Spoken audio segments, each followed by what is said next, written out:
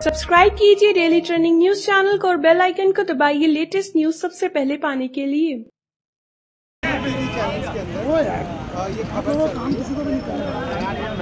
Madam नीचे हो जाओ थोड़ा सा। बैठ जाओ ना, मैडम को बिठाना, बैठ जाओ। 21 विधायकों के बारे में अपना जो फैसला था या रिकमेंडेशन वो राष्ट्रपति को भेजी। अभी तक इसके बारे में पुख्ता जानकारी सारा का सारा जो सारे सोर्सेज के सबसे पहले आप लोगों के सबके लिए जानना जरूरी है कि लाभ का पद क्या होता है। आरोप ये है कि किसी आदमी ने एक कंप्लेंट की है राष्ट्रपति को कि आम आदमी पार्टी के 21 विधायकों के पास लाभ के पद क्या होते हैं कि उनके पास सरकारी गाड़ी है, उनके पास सरकारी बंगला है या उनको तनख्वाह मिल रही है। मैं आप लोगों के माध्यम से और उन 21 विधायकों की क्षेत्रों के अंदर जो लाखों लोग रहते हैं उनके माध्यम से जानना चाहूँगा, क्या कभी किसी भी आदमी ने, क्या कभी इन विधायकों के कॉन्स्टिट्यूंसी में रहने वाले किसी एक भी आदमी या महिला ने या किसी भी पत्रकार ने कभी देखा हो कि इन 21 विधायकों के पास कोई सरकारी गाड़ी हो या कोई इन्होंने सरकारी बंगला लिया हो या कोई बैंक की स्टेटमेंट हो, कोई अकाउंट बुक हो जहाँ पे ये पता चले कि इन विधायकों को 1 रुपये की भी तनख्वाह इसमें मिली हो।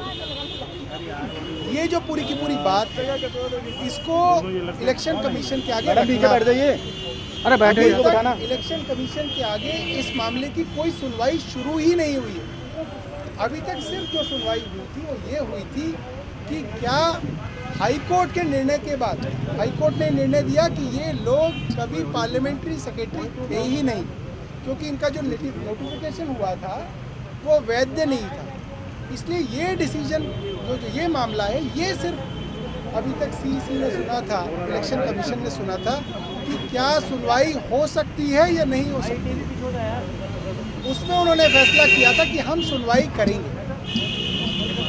पूरे विश्व के अंदर जहाँ पर भी इंक्वायरीज होती हैं, इंस्पेक्शन होती हैं, मजिस्ट्रियल इंक्वायरी होती है या किसी भी कोर्ट के या कमीशन के आगे कोई भी इस तरीके की प्रोसीडिंग चलती है तो उसमें जो प्रिंसिपल्स ऑफ नेचुरल जस्टिस है, जो बिल्कुल बेसिक जो नेचुरल जस्टिस के नियम है उसमें भी ये लिखा होता है कि जिस आदमी के ऊपर मुकदमा चल रहा है या जिस आदमी के ऊपर आरोप है उनको एक मौका दिया जाएगा अपनी बात, अपने सबूत और अपने गवाह रखने के लिए।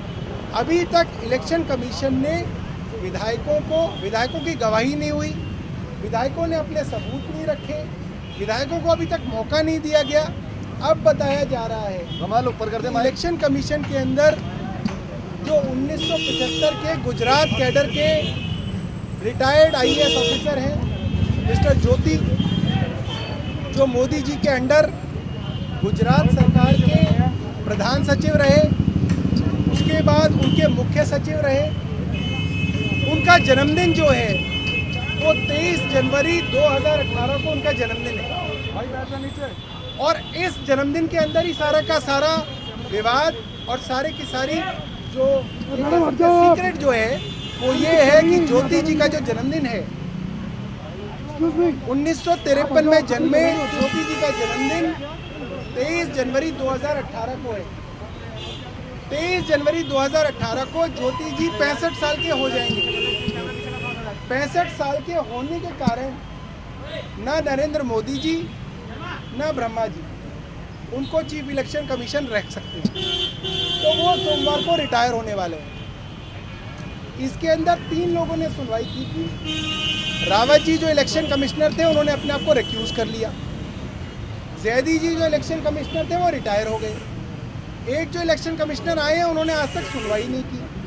तो सिर्फ और सिर्फ ज्योति जी हैं जो ये पूरा का पूरा निर्णय देना चाह रहे हैं, ज़बरदस्ती देना चाह रहे हैं और पूरी की पूरी दिल्ली पे अपना ये निर्णय इसलिए थोपना चाह रहे हैं क्योंकि सोमवार को वो रिटायर हो रहे हैं।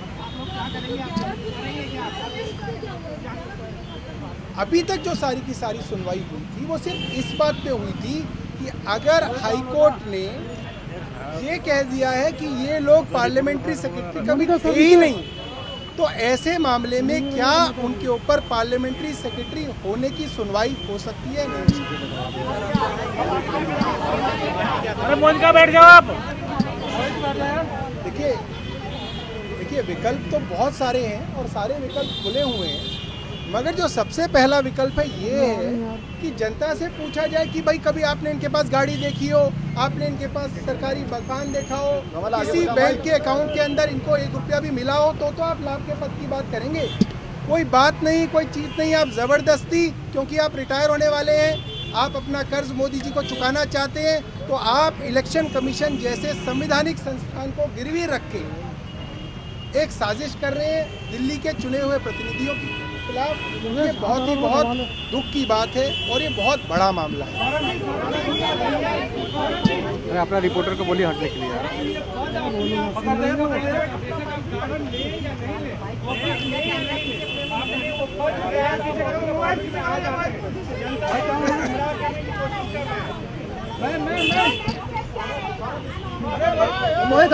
अरे मोहित भैया हटो।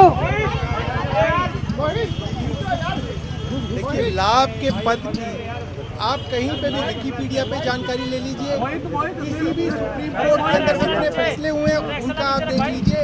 लाभ के पद के अंदर ये बहुत ज़रूरी है कि लाभ तो हुआ हो, जो आदमी जिसका पद जो हुआ हो उसको हाईकोर्ट ने कह दिया हो ये पद कभी था ही नहीं, एब इनिशियो, ये नल एंड वॉइड है। आपको कभी गाड़ी नहीं मिली, बंगला नहीं मिला, ऑफिस नहीं मिला, 1 रुपये की तनख्वाह नहीं मिली, अगर लाभ ही नहीं हुआ तो लाभ के पद के ऊपर आप चुने हुए लोगों को इस साजिश से हटा रहे हैं, तो बहुत बड़ा निंदा कर रहे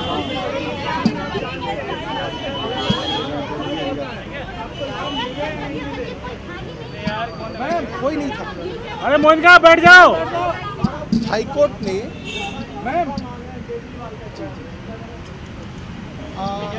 मोबाइल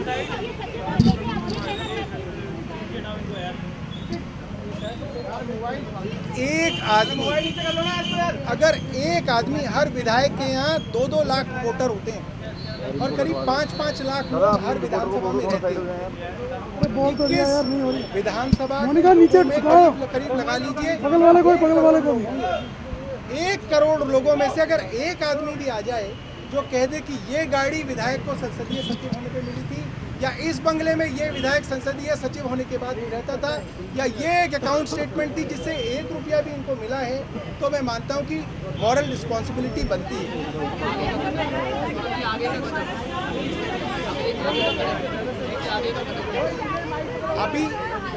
अभी तक जितनी भी सूचनाएं आ रही हैं वो ऐसे ही आ रही है जैसे ईडी की सूचना आती है सोर्सेस से, सीबीआई की सूचना आती है सोर्सेस से, अभी ईसी की सूचना आ रही है सोर्सेस।